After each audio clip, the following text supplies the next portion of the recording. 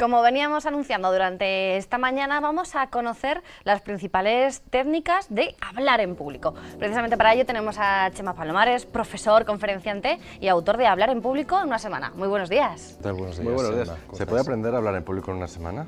Bueno, yo creo que puedes intentarlo en cualquier caso. Tienes todas las pautas para poder ir avanzando poquito a poco, ir decidiendo cuáles son tus siguientes puntos de mejora y al final, bueno, pues yo creo que después de una semana tienes al menos todos los recomendaciones y las herramientas para ponerte. A partir de ahí lo que tienes que empezar es encontrar oportunidades para ponerlo en práctica, claro. Que también no debe ser lo más fácil del mundo buscar las formas para hablar en público. Bueno, en realidad no creas que es difícil. Oportunidades hay muchas. Lo que pasa es que en general estamos acostumbrados a mirar para otro lado. Cuando surgen las oportunidades para hablar en público, si no te sientes especialmente cómodo, lo primero que sueles hacer, tu reacción natural, es huir y mirar para otro lado. Y si queremos ponerlo en práctica, ¿cómo podemos buscar esas alternativas? Pues mira, yo te diría que el mundo, por ejemplo, académico está lleno de oportunidades. Vosotros mismos, que sois verdaderos expertos en hablar en público, por lo menos que tenéis, claro, os dedicáis. Esta mañana un poco. Se me ha ido. Sí, se te ha ido. Pequeño detalle, sin importancia. Pero tienes muchísimas oportunidades. Hay muchísima gente que seguro que está deseando aprender de vosotros, de lo que es vuestro trabajo diario. Bueno, pues ahí tienes un montón de oportunidades. Otra cosa de la que vosotros también conocéis muchísimo, hay eventos. Prácticamente no hay manera de atender a todos los eventos. Tú decías antes, no solo vamos a hablar de eventos, hay que trabajar. Bueno, pues es que el mundo de los eventos en realidad es ya en sí un trabajo. Oportunidades para hablar en público, muchísimas. Y si no, siempre puedes presentar un programa de televisión. Y si no podemos, por internet también, que también hay un montón de posibilidades, ¿no? Nos ponemos enfrente de nuestra cámara, de nuestro iPhone o de nuestro dispositivo y ahí tenemos la oportunidad de dirigirnos al mundo, ¿no? Exacto. Mira, ayer me parece que se cumplían no sé qué aniversario de YouTube, no recuerdo exactamente cuántos años, y bueno, pues estuve viendo varias intervenciones y hay un montón de gente que se ha mostrado al mundo por primera vez a través de un vídeo. Esto al final, pues obviamente es hablar también en público, claro que sí. Los youtubers, no solamente hay que mirar a Isa Sagües. Exacto, desde luego, hay mucha más gente. Bueno, no nos descentremos. ¿Cuáles son las técnicas, lo que tenemos que tener en cuenta cuando digamos, venga, quiero aprender a hablar en público? Porque ¿cuánto tiempo lleva la humanidad hablando y seguimos sin dominar el arte de hablar? ¿Qué nos pasa? Bueno, yo diría que sí que dominamos el arte de hablar. El problema, de hecho, una de las técnicas que se utilizan para hablar en público es precisamente el storytelling, ¿no? La capacidad que tenemos de contar historias. ¿Cuántas veces habrás contado tú un cuento? ¿Cuántas historias habrá contado Patrick? ¿Cuántas historias te habrá contado? Interesantísimas, por cierto. Las historias de Patrick son siempre muy interesantes. Bueno, esa es una habilidad que tiene el ser humano desde que es ser humano. Mucho antes incluso de que se inventara la escritura, existía la capacidad pues de contar historias y era la manera además que se tenía pues para transmitir el conocimiento de una generación a otra. Por tanto, hablar y a contar historias, desde el principio de los tiempos ya hablábamos. Tenemos, digamos, mucha... Pero hablar bien.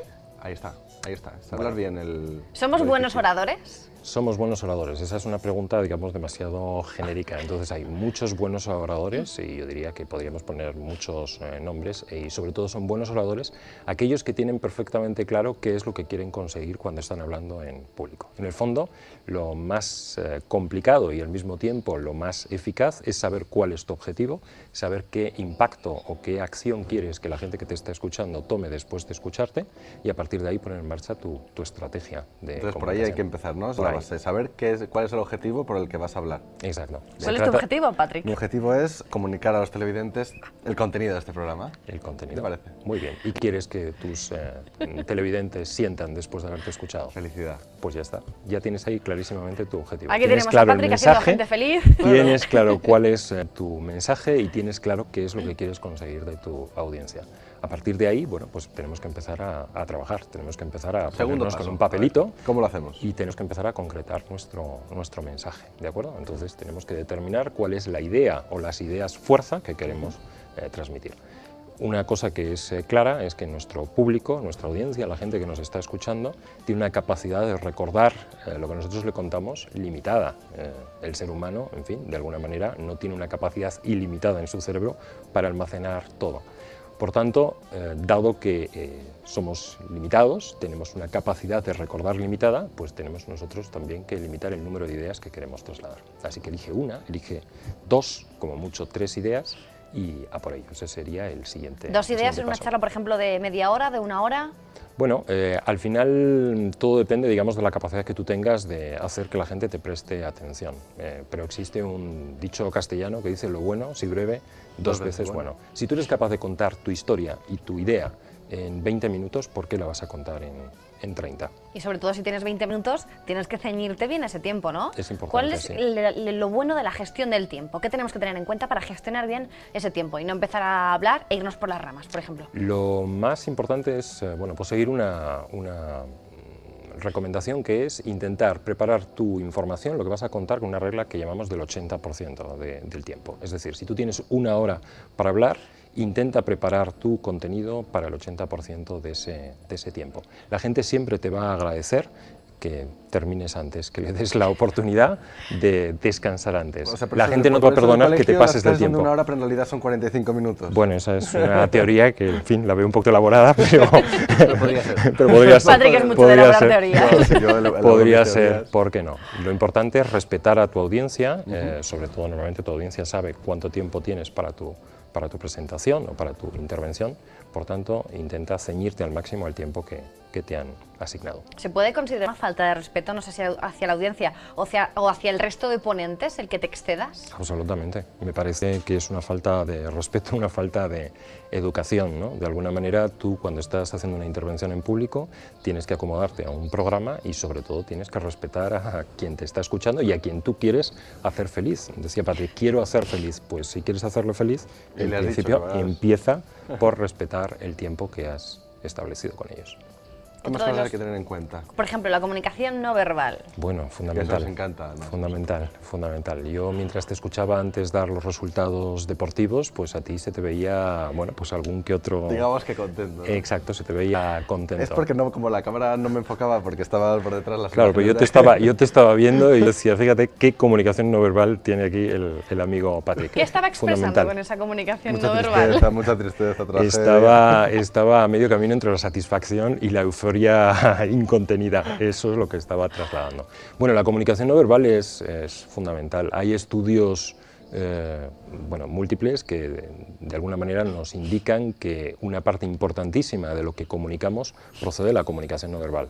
Hay un estudio muy conocido del profesor Mehrabian que dice que hasta el 93% de lo que transmitimos, de lo que comunicamos, está al margen de la comunicación verbal. ¿Cuánto? El 93%. Muchísimo, casi todo. Bueno, a fin de cuentas, a veces no necesitas, cuando te encuentras con alguien, ni siquiera que te diga nada para que ya te esté comunicando.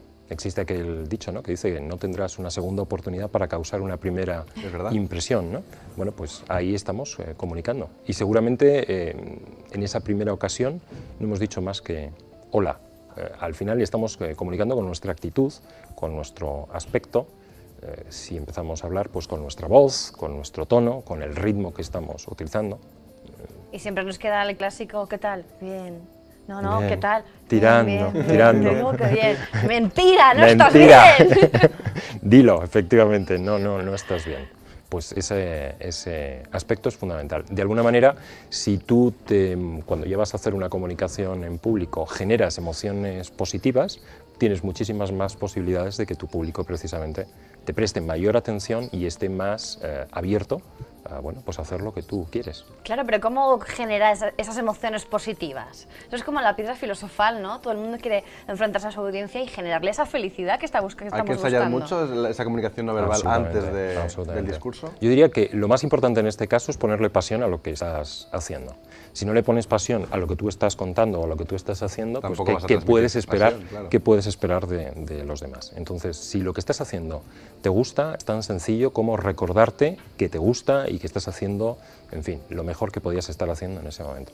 A partir de ahí, si tú muestras pasión, la generación de esa empatía es casi instantánea. Y por otra parte existe una cosa, bueno, pues muy fácil, que es sencillamente sonreír. Sonreír es gratis, entonces es tan sencillo como que a lo largo de nuestra intervención recordar, bueno, pues que ¿Qué una tipo de sonrisa, sonreír? genera empatía, genera conexión con nuestra audiencia. Porque demuestras esa sumisión de reírte, del sonreír, de enseñar los dientes. ¿Perdona? Sumisión. Sumisión, no, todo lo Sumisión. contrario, No, no. todo lo contrario, al revés.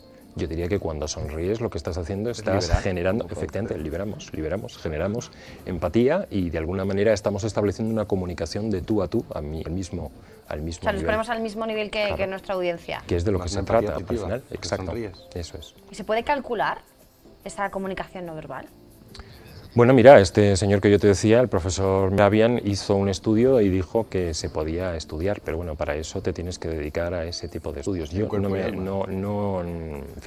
dedicado a medirlo, lo que sí estoy absolutamente seguro, por las formaciones que doy, por los seminarios que imparto, es que en cuanto la gente empieza a poner en marcha esos mecanismos, ¿no? de generar emociones positivas, de sonreír, de transmitir buen rollo, la efectividad de la comunicación cambia radicalmente. En los seminarios que hago, la gente empieza, obviamente, haciendo su primera intervención sin conocer todas estas técnicas. Al final, cuando hacen la última intervención y ponen esto que os decía, pasión, y bueno, se nota la diferencia. Se nota la diferencia radicalmente. Y os habéis quedado un poco lo de la sumisión, pero lo voy a explicar, ¿no? Sí, por Y es Dios, que explícanoslo, os habéis quedado completamente explícanoslo, porque nos hemos quedado un poco... Bárbara y Alan Pease, que son pues, dos psicólogos estadounidenses que se dedican pues, mucho al estudio de la comunicación no verbal, comentaban que los primates, cuando pretendían mostrar esa sumisión, sonreían en cierta medida, ¿no? Lo que puede sonreír un primate. Entonces, por eso que trataban de evitar el enfrentamiento con esa sonrisa. Entonces, por eso lo de que sí también se aplicaba a la especie humana, ¿no? El tema de la sumisión con la sonrisa.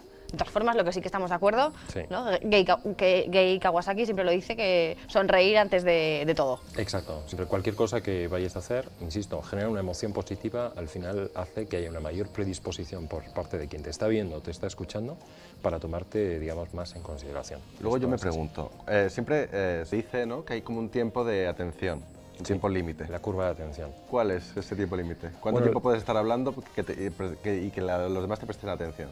Yo diría que hay un patrón que, digamos, se repite. No te puedo responder y decirte, al cabo de los 5 minutos todo el mundo deja de prestarte atención, porque obviamente tu habilidad o vuestra habilidad como comunicadores profesionales que sois está muy por encima de, pues de la mayor parte de la gente y por tanto vuestra capacidad para mantener esa atención en vuestra audiencia es mucho más alta que el resto de los mortales. Lo que sí es cierto es que siempre existe una cosa que se llama la curva de atención, que es, digamos, muy alta al comienzo de una intervención en público, es decir, es el momento de la expectación, impacto, de saber de qué me van a hablar, quién es este caballero, quién es esta señora, cuál va a ser el enfoque de lo que se va a contar, y hay otro pico de atención al final de la intervención. Yo siempre digo que a veces cuando escuchas un tostonazo de más de una hora, cuando llega al final, pues vuelves a conectarte y dices, a ver si por lo menos, ya después de que he estado una hora aquí, soy capaz de llevarme algo. Entonces, hay que recordar que siempre hay dos picos de atención, uno muy al principio, justo al comienzo de la intervención, y otro al final. Por eso es importante, volviendo otra vez a una cosa que me comentabais antes, colocar siempre nuestra idea clave, es decir, eso que nosotros queremos. Exacto, esa es la cuestión. Hay que dejar buen sabor de boca, ¿no? Exacto. Y tienes además que dejar a la gente ponerle deberes, es decir, si tú esperas que tu audiencia sea feliz, recuérdaselo al final. Bien, Sed felices. Sed felices, es decir, es contar tu historia y al final recordar exactamente qué es lo que esperas de esta gente. ¿El tono? Bueno, el tono es también, pues junto con la velocidad de tus palabras, en fin, un poco de alguna manera la variación que puedas poner en el ritmo, son elementos clave, sobre todo para no caer en la monotonía y para no caer, obviamente... Eso me refiero, variar la cadencia del tono de voz, imagino que a cada rato, por ejemplo, aumentar un poco el tono agudo, luego los graves, ir jugando un poco con esa tonalidad de la voz también ayuda a que la gente no se quede, pues eso, con esa monotonía y pierda atención. Desde luego, y además te sirve a ti también para remarcar o poner, digamos, el acento en aquellos aspectos que a ti te parecen especialmente importantes. Cuando estás contando esa idea clave que tú quieres que la gente se lleve, pues es el momento, pues quizás de hablar un poquito más lento, que se note que estás hablando un poquito más lento, porque esto lo que va a hacer es a la gente decir, aquí está pasando algo, obviamente es, digamos, una reacción casi subconsciente, ¿no? Es decir, de alguna forma van a plantearse, bueno, aquí se está explicando algo, o cuando estás contando, por ejemplo, un concepto que sea relativamente difícil. También el manejo, por ejemplo, de los silencios. Decía Mark Twain que no hay nada más efectivo que un buen silencio. pues a veces cuando estás contando esa idea fundamental, dejar justo un silencio después de lo que acabas de Eso decir. que en teatro, por ejemplo, es súper importante. Exacto. Los silencios, saber Eso es. usarlos. Claro. Y Bueno, saber dónde hacer el énfasis. claro. Porque Bueno, claro, si tratamos de enfatizar todo, no enfatizamos nada. Bueno, pues esto nos lleva al inicio. Si nosotros tenemos claro qué es lo que queremos comunicar, cuál es esa idea fundamental, pues cada vez que, digamos, te estés centrando en esa idea fundamental, será el momento de poner el énfasis. No puedes, como bien dices tú, enfatizarlo todo. Si lo haces así, pues dejas de enfatizarlo, porque al final lo acabas pierde poniendo valor todo todo. al mismo nivel. ¿Hay espacio para la improvisación en las charlas en público? Bueno, no recuerdo quién decía que no hay mejor improvisación que lo que se ha preparado perfectamente y lo que se ha ensayado previamente. Claro que tiene que haber una cierta improvisación, pero para poder improvisar, lo que yo creo es que previamente tienes que tener muchas horas de rodaje, tienes que conocer muy bien a tu audiencia, tienes que conocer muy bien en qué entorno estás comunicando y tienes que, de alguna manera, conocer muy bien de lo que estás hablando. La ¿Y improvisación. cómo se puede conocer a la audiencia? Más o menos con un perfil, viéndolos, tratando de establecer pues, similitudes o qué les puede interesar, o depende un poco pues, la temática de la charla. Bueno, yo diría que depende del tipo de charla que estás dando. Si tú vas a hacer, yo te diría que te pongas en tu mismo lugar cuando vas a hacer una entrevista y piensas, bueno, ¿qué necesito saber de la persona a la que voy a entrevistar, digamos, para ser eficaz en mi trabajo, ¿no? Para que yo luego pueda entregar un mensaje que sea razonable a mi audiencia? Bueno, pues en el mundo de la comunicación en público, cuando vas a enfrentarte a un grupo de personas, te pasa un poco lo mismo. Si vas a dar una clase en una escuela de negocios o vas a dar clase en una facultad o en una universidad, te interesa saber qué información previa tiene la gente que te está escuchando sobre el tema, por ejemplo, que vas a hablar. Te interesa saber cuánta gente es, porque en función del número de personas que haya, podrás decidir, por ejemplo, si es razonable tener interacción con ellos o no. Si te vas a enfrentar, no sé, a un auditorio de 2000 personas, pues a lo mejor lo de la interacción Cambia la cosa. es un poco más complicado, ¿no? En el fondo se trata de tener toda la información que puedas, obviamente de forma previa, para poder adaptar tu mensaje, adaptar tu estilo y adaptar tu lenguaje a ese público, ¿no? Y ser, sobre todo, más eficaz en conseguir los objetivos que te estabas planteando inicialmente. También para hablar en público imagino que será imprescindible tener un buen bagaje de vocabulario, es decir, tener un vocabulario lo suficientemente extendido como para no repetir tus ideas de la misma forma y que la gente diga, esto ya lo has dicho antes. Sí, bueno, yo lo que diría es que lo que tienes que tener es bastante conocimiento de tu tema y obviamente tienes que tener también una cierta riqueza, bueno, pues léxica, pero hasta cierto punto. Mira, decía Murakami, este autor japonés-americano, bueno, este caballero del mundo, que él obviamente su lengua materna es el japonés, pero digamos desempeña buena parte de su actividad profesional en Estados Unidos, con lo cual tiene un nivel de inglés bastante alto, pero no llega a ser totalmente bilingüe ni nativo. Él dice que prefiere dar charlas en inglés, porque dice que cuando habla en japonés se le abre tal mundo de posibilidades desde el punto de vista del vocabulario y de las ideas que le cuesta muchísimo concentrar y centrar lo que quiere contar. En inglés, sin embargo, como tiene obviamente pues más restringidas esas capacidades, le obliga a ser mucho más directo y, digamos, de enfocar, efectivamente, y ser más conciso en su mensaje. Y esto es así. A mí, en fin, salvando las distancias A con el partir señor de ahora Murakami, damos el a mí programa me en pasa inglés, un poco. Emma. Venga, A partir de ahora en inglés. venga. Seremos precisos y concretos. Y para ser precisos y concretos, me gustaría saber, bueno, tenemos claro cuáles son las cosas que tenemos que tener en cuenta a la hora de enfrentarnos a esa audiencia, pero cuando estamos allí encima del escenario, ¿cómo podemos gestionar ese miedo escénico, esos nervios? Bueno, el miedo escénico no creo que haya que esperar a gestionarlo cuando estás subido en el escenario. Es tarde. Como estemos en ese punto, realmente mal asunto. Esto hay que gestionarlo ¿Cómo antes. aprendes a no tener miedo antes de...? Bueno, yo te diría que aprendes a no tener miedo controlando la situación. Y para controlar la situación tienes que tener experiencia. Es como todo. Yo te voy a poner el ejemplo de cuando uno empieza a aprender a conducir. ¿Por qué tiene uno Me miedo? gusta que me toques ese tema. Este es un tema que a ti personalmente te... La actualidad, ¿verdad? La vida personal. Bueno, ese Tomaré dato, buena ese nota de dato, lo que me ese vas a dato no decir. lo tenía, ese dato no lo tenía. Les acabas de generar una expectativa, vamos a ver de... Vamos a ver ahora cómo estamos a la altura de las circunstancias. Bueno, cuando tú empiezas a conducir, todo es miedo, todo es pánico, siempre te parece que el coche no va a entrar por esa calle, siempre te parece que el coche no va a entrar en el hueco del Que el volante no gira, aparcamiento, maldita sea. que el volante no gira, estas pequeñas cosas. ¿Cómo se pasa? Pues Conduciendo. solo efectivamente la buena noticia o la mala noticia, dependiendo cómo lo quieras ver, pues practicando, practicando y practicando. Bueno, pues en el tema de hablar en público, como por ejemplo hablar también en inglés, ¿no? ¿Cuánta gente hay que tiene bastante base de inglés, pero sin embargo tiene miedo, pavor a hablarlo, ¿no? Yo el primero. Pues tú el primero. Pues ¿cómo lo puedes resolver?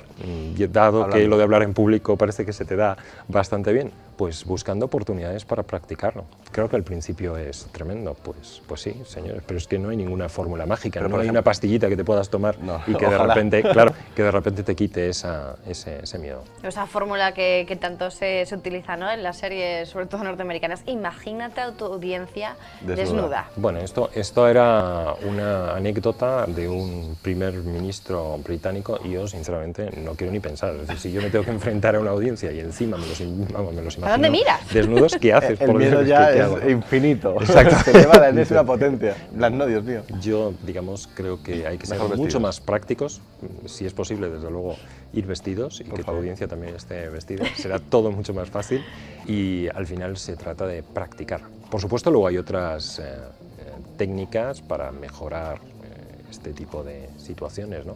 Antes mencionabas el teatro, ¿no? Decías qué importante es el silencio para el teatro. Bueno, pues hay técnicas teatrales que te permiten superar ese miedo. El coaching, por ejemplo, es una herramienta fundamental, digamos, para, en el fondo, de sacarte de tu zona de confort y llevarte a un punto en el que, en fin, puedas mejorar y puedas...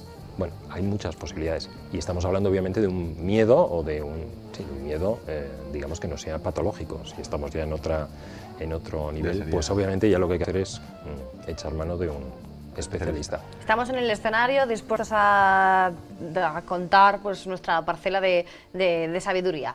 ¿Hacia dónde miramos? ¿Miramos a la gente a la cara? ¿Miramos al infinito? Hacia el punto de luz que está sobre el extintor al final de la sala. Pues iba a decir, dímelo tú. Si tú tienes ¿Hacia que dónde miras tú, convencer... Yo hacia Esther, que la tenemos ahí, nuestra Detrás de la operadora de cámara. cámara. Hola, Esther. Yo diría que lo que tienes que hacer es mirar a tu público. Es decir, si estamos intentando convencer, tú, recuerda, tenemos nuestra idea, que es la que queremos colocar, y además tenemos claro qué es lo que queremos conseguir de la gente que nos está escuchando. Pues yo, si te quiero persuadir, si te quiero convencer, te tengo que mirar claramente a los ojos.